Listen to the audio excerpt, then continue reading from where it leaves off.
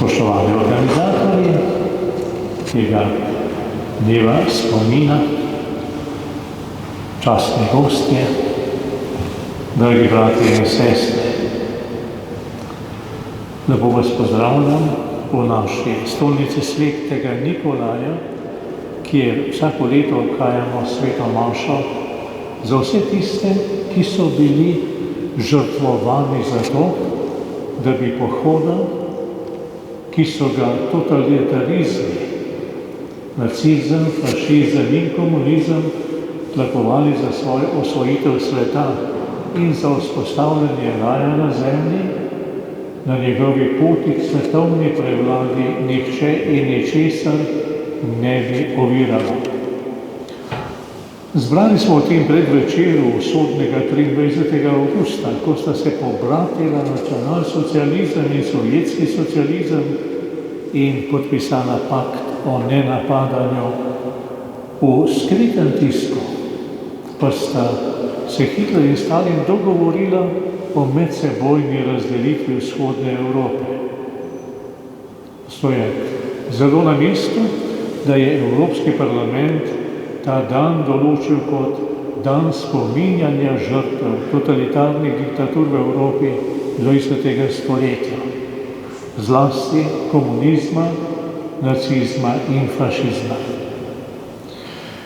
Pravzaprav bi lahko rekli, da je bil podpis tega pakta začetek druge svetovne vojne, saj se je čez nekaj dni, 1. septembra 1939, na Poljsko spravil Hitler, 17. septembra pa jo je napadel Stalin. Največja totalitarna režima sta takrat svet začela spreminjati v velikansko pokopališče. Povsod, kjer so totalitarizmi in autokratski režimi hoteli uveljaviti svojo podobo sveta in svojo ureditev družbe, predvsem pa svojo oblast, je začela žeti smrt in so začele rasti gomile mrtvih. Sicer je nasilje v človeštvu prisotno že skozi vso njegovo zgodovino, od Abela in Kaina naprej. Od tistega trenutka dalje, ko je človek dovolil, da njegove odločitve vodita pohlep in zavist. Oba, tako pohlep kot zavist, se za dosego svojih ciljev nista ozirala na žrtve. Šla sta preko trupa. Vendar sta s totalitarnimi režimi 20. stoletja pohlep in zavist oblikovala nov način doseganja ciljev za vsako ceno. Razvila sta industrijo ubijanja in morjenja. Razvila sta industrijo smrti.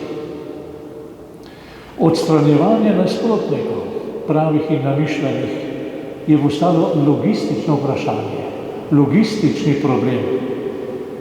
Nobenih moralnih ozirov več, nobenega pogleda v prestrašenje in objokanje oči, nemogle obraze, razhirana telesa. Nedavno sem gledal dokumentarec o židovskih partizanih v vzhodni Evropi. In posebej se je dotaknilo pričevanje enega izmed njih, ki je ob umikanju nemške vojske zajel nemškega vojaka. Ruski oficir, ki je bil poleg, mu je rekel, naj ga ubije. Ta pa je odvrnil nekako takole, ne more. Kaj pa, če je takšen kot jaz? Preprost človek, kmet ali delavec, ki ga doma čakajo žena in otroci, in je bil prisiljen iti v vojsko in na vzhod. Oficir mu je na to odgovoril, če se res ne spomni, koliko Židov je ta vojak pobil. Ne razumem tvojega usmiljenja, je še nadaljeval. In ker je partizan vztrajal, da v njem vidi preprostega človeka, kakršen je on sam, se ruski oficir ni več pregovarjal z njim. Izvlekel je pištolo, ustrelil nemškega vojaka, spravil pištolo in zmajujoč z glavo odšel. In to zmajevanje z glavo mi ne da miru. Se je ni zmajeval zaradi tega, kar je storil. To je bila samo še ena od mnogih smrti, ki jih je povzročil. Nič več kot mušica, ki jo mimogrede prehodiš. Z glavo je zmajeval, ker ni razumel sočutja in usmiljenja.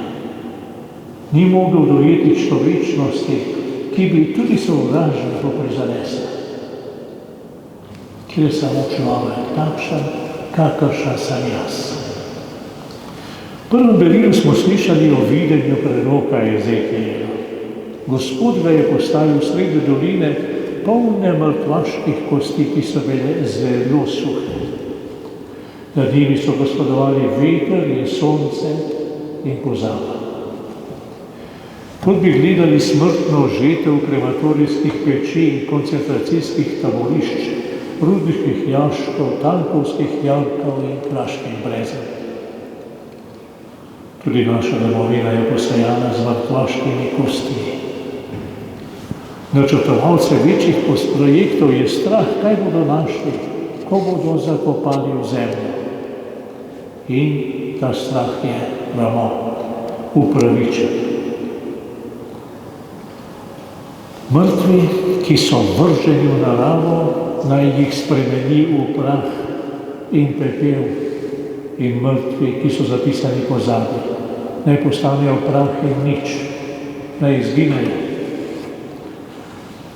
Biti pa moramo pozorni, da se ob spominih, kakršnega obeležujemo nocoj, ne ujamemo v past, da bi se oko ustavilo ob pretresljivih številih pomorjenih in bi ga zabolila njihova usoda, kar bi lahko pomenilo, da pozabimo pogledati na okrog in v globino, da vidimo samo pomorjene. V teh žrtvah so žrtve tudi tisti, ki so izgubili svojce, očete, brate, sestre, može, žene, otroke. Vsi ti so žrtve, ki morajo svojo bolečino nositi skozi čas, skozi leta in desetletja. In jo včasih ne morejo nikoli do konca izžalovati, ker niti niso smeli žalovati. Na poseben način so žrtvi vsi tisti, ki se zaradi teh nasilnih smrti sploh niso mogli roditi. Njihova življenja so bila umorjena v smrti njihovih bodočih očetov in mater in ta množica je brezštevilna, strašna.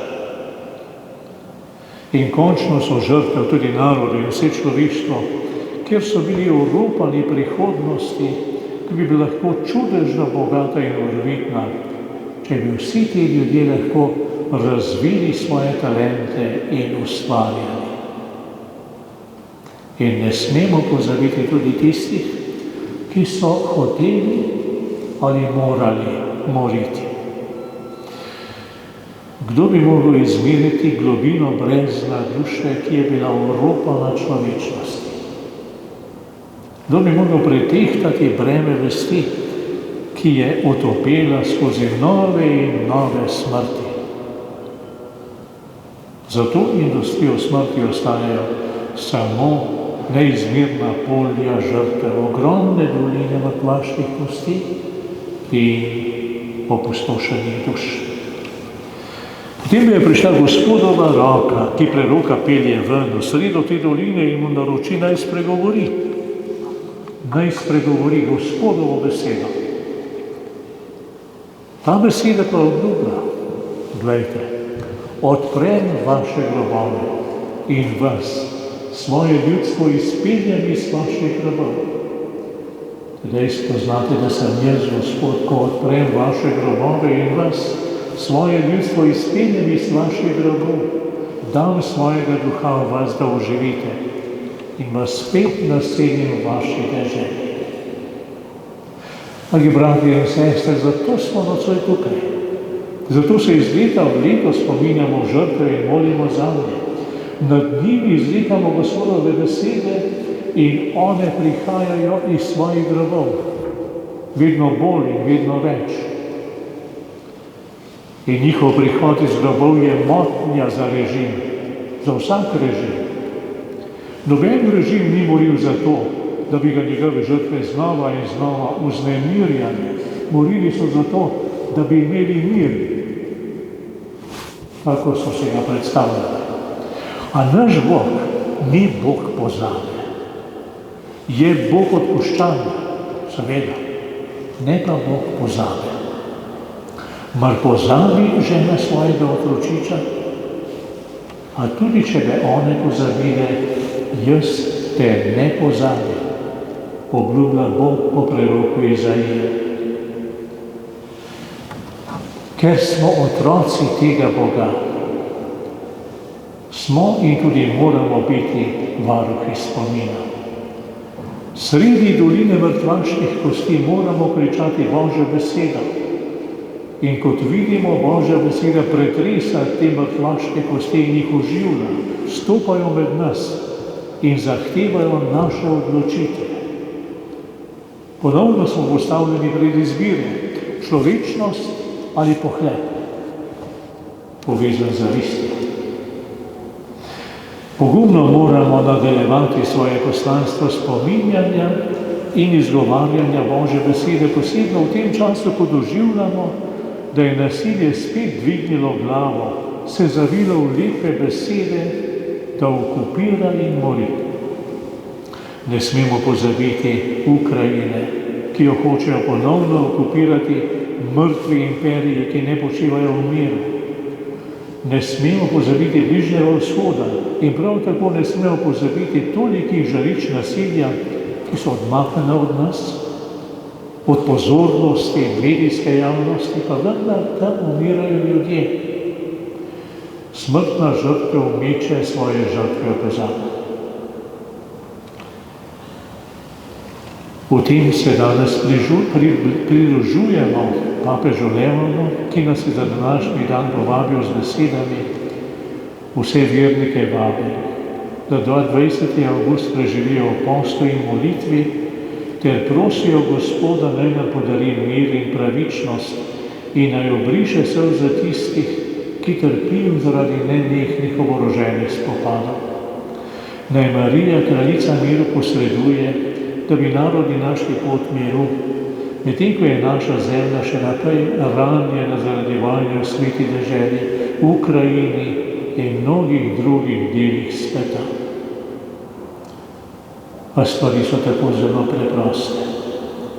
Ljubi Gospoda svojega Boga z vsem srcem in vso dušo in vso močjo in ljubi svojega bližnjega kakor sam sebe.